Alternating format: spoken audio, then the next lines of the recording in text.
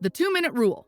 The 2-minute rule states that if a task takes less than 2 minutes to complete, you should do it immediately. Don't touch it twice. This rule states that once you start a task, you should complete it and not leave it halfway. Starting and stopping a task can increase the completion time by 5 times. Rule of 72. Never make a decision when you are hungry, angry, tired, or lonely. Wait at least 72 hours. Daily highlight. Setting a daily highlight means choosing one main task for each day that you prioritize and commit to completing no matter what. Ask yourself, what is the one thing I want to accomplish today, and what will make this day feel successful or fulfilling? If it's not a hell yes, then it's a hell no. This rule says that if you are not really excited about something, then you shouldn't do it. For example, if somebody invites you somewhere or suggests something and your first reaction is not a hell yes, then it's a hell no. You shouldn't do it. Ask who, not how. When we have a task or a new idea, we automatically ask ourselves, how can I do it? And then start working on it. This is wrong. Instead, ask yourself, who can do this for me? Asking who instead of how saves time, taps into other people's expertise, and lets you focus on what you're best at. Procrastination is wisdom. Pay attention to the tasks or goals you procrastinate the most. Procrastination is wisdom. It's an internal signal telling you that you need help. It's a signal telling you that you should delegate the task. Ask yourself, who can do this for me? The 90-90-1 rule. For the next 90 days, spend the first 90 minutes of your day on one task that will help you achieve your goals. This rule forces you to be consistent and focused on your most important goal during your peak productive hours. The 12-week year rule. According to 12-week year rule, people waste so much time by setting annual goals. Instead, it suggests aiming to achieve your 12-month goals in 12 weeks. This creates urgency and improves execution. Even if you fail in the first 12 weeks, you still have 3 more attempts by the end of the year. Biological prime time. Biological prime time refers to identifying the time of day when you are most energized and productive and doing your most important task during that time. 80% rule. You can get 80% of the project done quickly. From 0 to 80% is usually easy. From 80% to 90% is very difficult. From 90% to 100% is extremely hard. So what does that mean for you? It means you should get feedback at 80% instead of trying to make it perfect before you send it for feedback. This can prevent you from working on things that aren't even needed. Eat the frog first. Eat the frog is a method where you tackle the most significant and challenging task first thing in the morning. It's based on the idea that completing the most significant task gives you the momentum and energy to accomplish more throughout the day. Parkinson's Law. Parkinson's Law states that work expands to fill the time available for its completion. If you give yourself 4 hours to complete a task, it'll take 4 hours. If you give yourself a full day, it'll take a full day.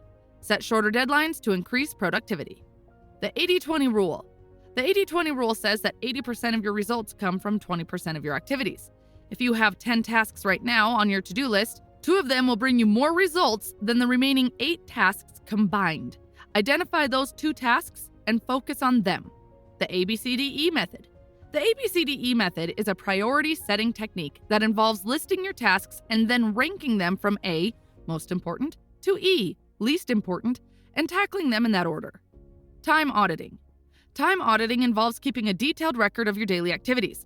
This method helps you understand how you spend your time and identify areas where you can improve efficiency. Don't break the chain. This method involves choosing a task or a habit you want to build and then marking it on the calendar each day you complete it. After a while, each marked day on the calendar will create a chain. The goal is never to break that chain. The energy management. Energy management is more important than time management. If you've read a book for 10 minutes but remembered nothing at the end, then you know what I mean. Keep your energy high by getting enough sleep, exercising regularly, and taking time off from work. The Zeigarnik effect. The Zeigarnik effect is based on the principle that uncompleted tasks stay in our minds until it is completed. To utilize this, start a task and then take a break. While you're doing something else, your subconscious mind will continue working on it and present a creative solution out of nowhere.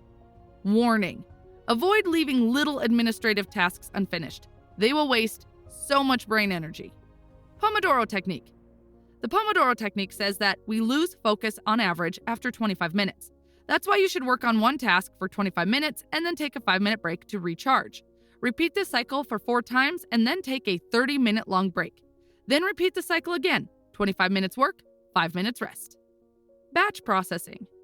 Batch processing means grouping similar tasks and doing them together. Every task has a startup time, the period it takes to get everything ready and find your focus. When you batch similar tasks together, you only have to go through this process once. Salami slice method.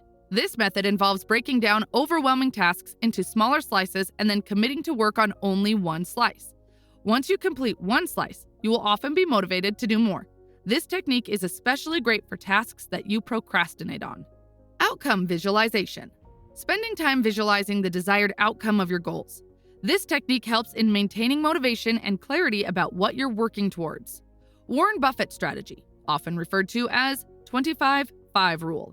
Write down your top 25 career goals, then circle the top 5 and focus only on them. Avoid the remaining 20 at all costs until the top 5 are accomplished. This method ensures focus on your most critical goals. The Feynman technique. Enhance your understanding of concepts by studying as if you have to teach them to somebody else.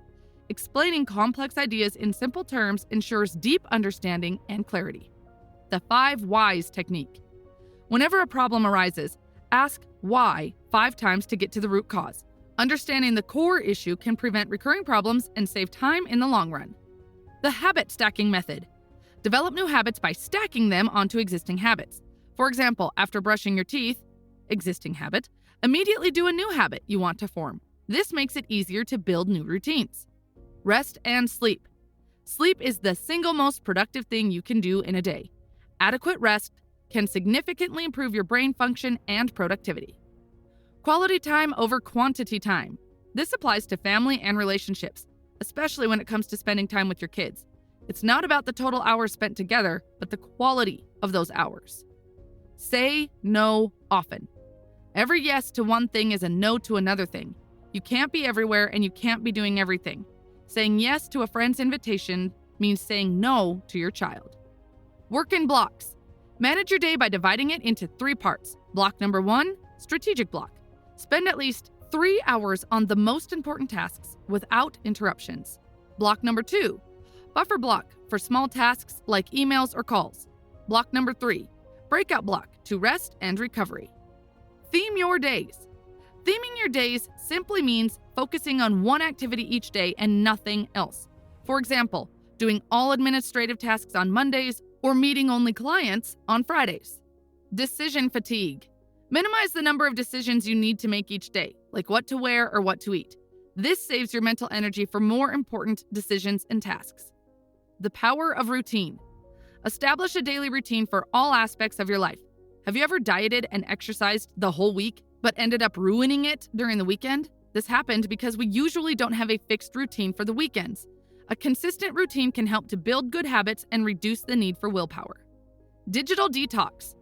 Periodically disconnect from digital devices to reduce distractions and mental clutter. This can help you recharge and focus better when you return to work. Respect your future self. Make choices that your future self will thank you for. Before making a decision, ask yourself if it will help your future self or not. If not, don't do it. The spotlight effect.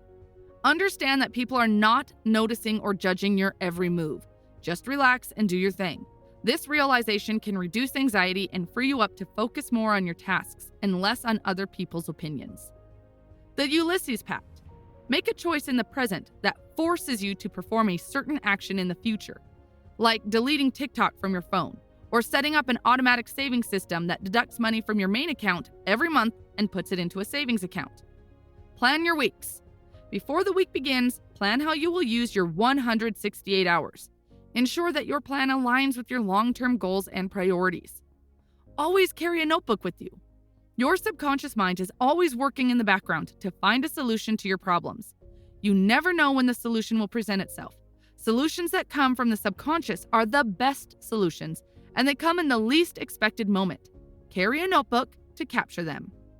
I've covered most of these techniques in detail in my long-form videos. If interested, we'll put a playlist on the screen. Thanks for watching.